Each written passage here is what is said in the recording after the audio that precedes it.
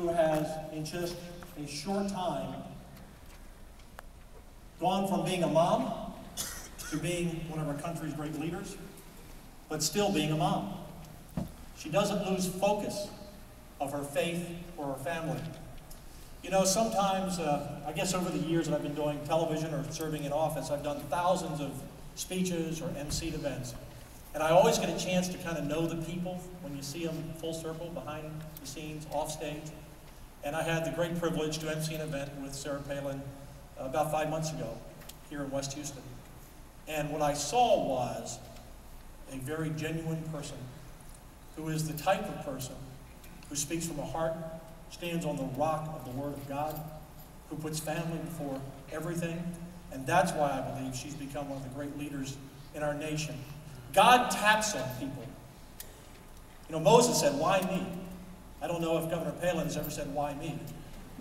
But from a little town in Alaska to a national stage, when she speaks, people listen.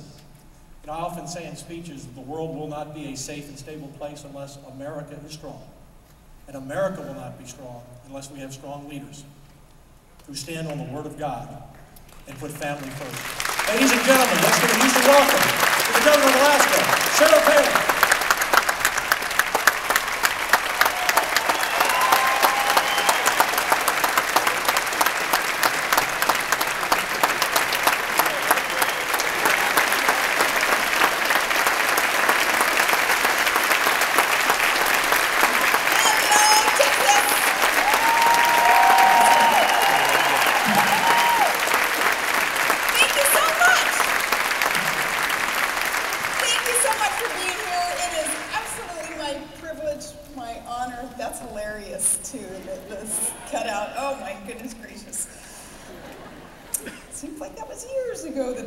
Was taken.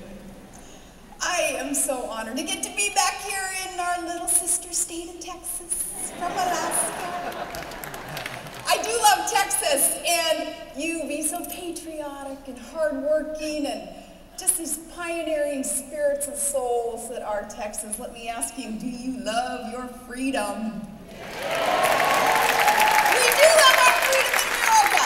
So let me ask you too, those who have served to protect our freedom, and let us assemble here tonight peacefully, freely. You who have served in our United States military in the past or presently serving, if you could stand up, we're going to honor you and salute you because you are here to be thanked for allowing us freedom.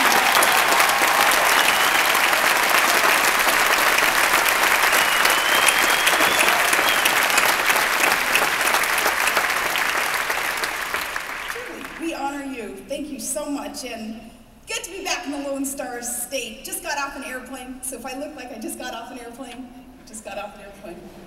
Thank you, Heroic Media, for inviting me back to give me this opportunity to speak about a subject that is near and dear to my heart, and I know yours too, which is building and affirming the culture of life.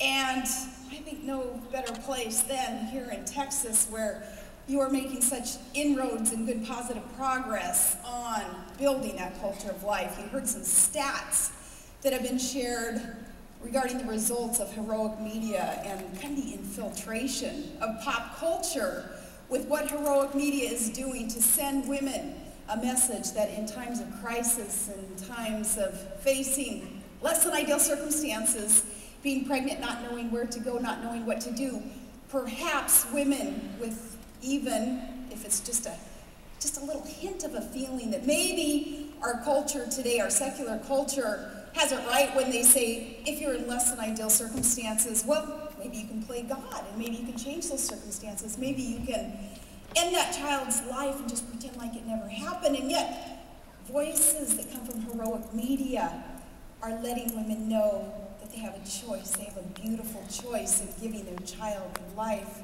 So I am so thankful to get to speak about that and have that affirmation and confirmation between you all here, me sharing a little bit of my testimony, how we can together help strengthen that culture of life here in Texas and all across the great U.S.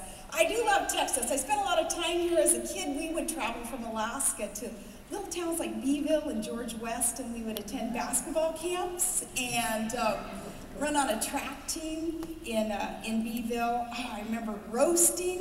It was just the hottest weather I'd ever been in.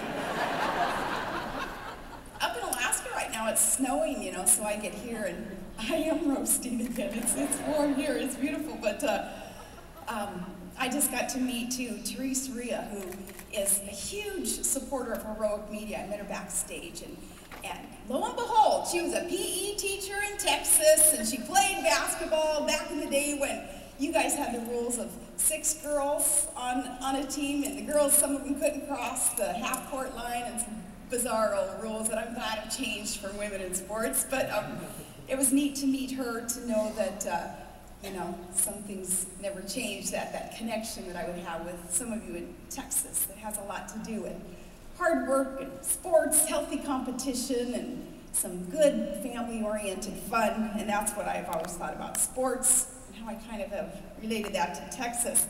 But, you know, on the subject of family and of life, I have to say that Texas sure seems to have it right.